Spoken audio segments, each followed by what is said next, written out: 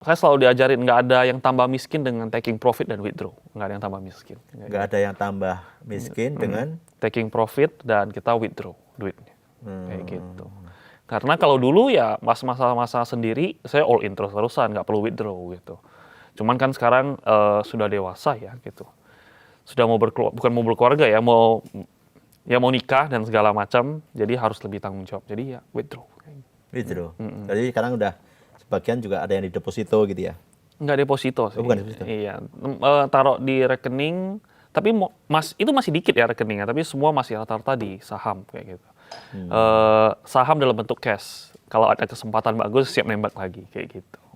Cuman nggak se-all in dulu gila-gilaan. Gitu. Udah gak mikir juga sekarang. Betul, dan nggak pakai margin juga sama sekali. Udah nggak pakai margin sama sekali? Nggak pakai. Iya. Trauma. Iya sih, margin kalau jumlahnya gede gitu, kalau meleset ya repot juga. Udah kena 2 kali, udah kena turun, kena bunga. Betul. Iya. Ada pesan untuk anak-anak muda yang angkatan COVID atau setelahnya ini? Angkatan COVID, sekarang mungkin banyak angkatan baru ya. Nggak tahu ini sebutan angkatan apa. Pesan itu yang paling penting mengetahui diri sendiri ya. Gitu. Kalau kita ikut-ikutan orang doang, ikutan heboh lah ya gitu, ikutan orang, dan kita misalnya untung. Segala sesuatu yang kita nggak layak dapatkan akan suatu hari, suatu momen diambil balik. Menurut saya seperti gitu. Jadi lebih baik mengenal diri sendiri, pelajarin, wah kenapa sih dia bisa untung gitu. Temukan style sendiri daripada ikut-ikut doang. Ikutan, malahan sekarang momen-momen yang bahaya kayak gitu. Momen-momen bahaya dalam artian apa? Orang itu gampang untung, tapi jadinya malas, nggak disiplin. Oh nanti juga naik, wah nanti juga untung lagi gitu. Tapi kan kita tahu kalau market nggak selamanya bisa naik gitu kan. Ada momen-momennya ada koreksi. Karena apa? Ya nggak ada yang tahu kayak gitu. Itu 1 billion question. Tapi kalau misalnya itu terjadi, kalau kamu nggak disiplin segala macam ya ke wipe out semuanya, semua akan hilang. Semua kerja usahamu sia-sia dan nanti malah ujung-ujungnya nyalain gitu kan. Kayak dulu kan COVID, pas orang trading untung, pas rugi ujung-ujungnya nyalain. Wah, saham itu judi, saham itu ini, saham itu. Padahal behavior mereka yang memperlakukan itu judi. Jadi penting untuk mengenali diri sendiri. Jadi apa yang kita dapat, untung yang kita dapat itu kita layak. Jadi seperti gitu. Kalau di capital market kan ada aliran investor yang fundamental, ada yang scalper, ada trader. Masuk mana berarti?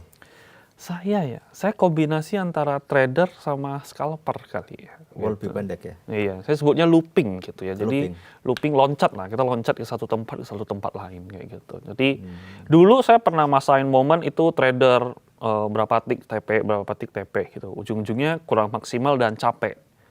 Nah, makanya dari saya berubah ke oke, momentumnya lagi kuat di sini, saya tembak gede, diem. Ikut, nggak kuat saya buang, baru saya pindahin lagi gitu. Jadi loopingnya seperti itu. Berarti nggak mengidolakan kayak Warren Buffett gitu, nggak mengidolakan dong? Gitu nggak mengidolakan. Cuman di Indonesia menurut saya kurang bisa kepake, nggak applicable gitu. Kurang bisa kepake, diprotesin ini. Banyak yang protesin saat ini. Iya, pendapat pribadi. gitu kan.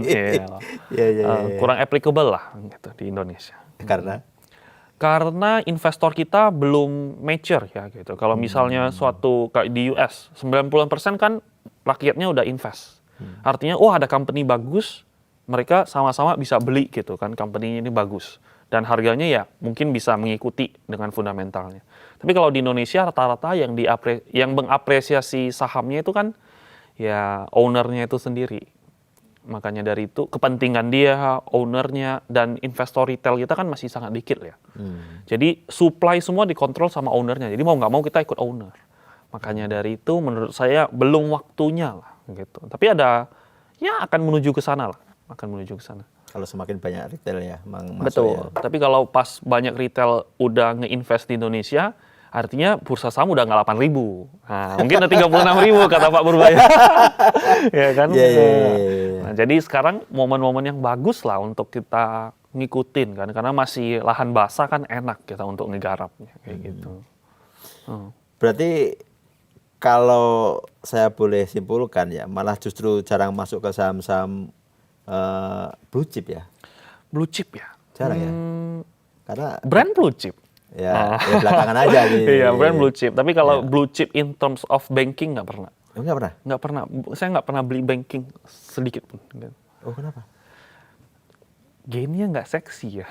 Nggak seksi ya? Gainnya kurang seksi kayak gitu. Termasuk yang digital? Digital dulu seksi dong. Kayak, ikut Breeze, iya. Agro Oh, gitu iya. dulu ngikut kayak gitu. Cuma itu masih awal-awal lah, ngikut-ngikut doang gitu. Itu untung banyak, hilang juga kayak gitu kan. Jadi ya ngikut-ngikut lah waktu itu. Tapi kalau banking big banks enggak gitu. Kalau menurut prediksi Bro Hengki, kira-kira mau kemana nih IHSG nih? Atau saham-saham kita nih? Saham-saham kita ya, konglomerasi sih palingan ngikut aja lah ya gitu. So far sih masih bagus, banking masih di harga bawah ya. Jadi kalau misalnya asingnya udah mulai melirik banking kita, seharusnya IHSG bisa lebih dorong lagi kayak gitu. Meskipun nggak ikut-ikutan masuk. Nggak ikut. Saya milih saham konglomerasi. Saya prefernya kayak Konglomerasi gitu. ya. Iya. Jadi mempelajari konglomerat-konglomerat di Indonesia yang ada di pasar saham siapa aja nih, saham apa aja. Pelajari terus ya? Betul. Pelajarin terus dan lihatin pergerakan konglomerasinya gitu. Kayak tahun-tahun pas awal-awal COVID kan juga konglomerasi LIPO, MLPL, MPPA gitu kan. Itu kan juga luar biasa, itu dari 50 ke 1000 gitu. Itu saya nggak begitu menikmati karena masih awal-awal belajar ya gitu kan. Jadi kok naik terus kayak gitu kan, saya juga bingung gitu. Oh ternyata setelah pelajarin, makanya Pak PP punya saham, saya bilang, wah saya nggak boleh miss nih gitu kan.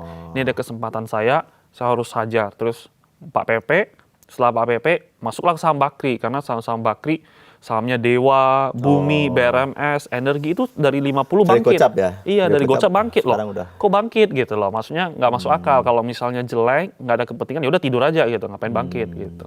Jadi mulai dari sana, saya pelajarin. Makanya dua konglomerasi ini saya wajib ada kayak gitu. Main terus-terusan.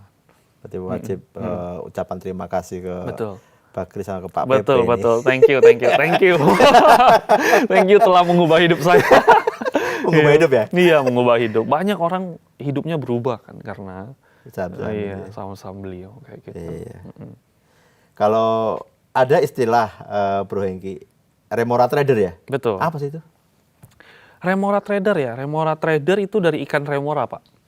Jadi kita ngikutin big whales gitu.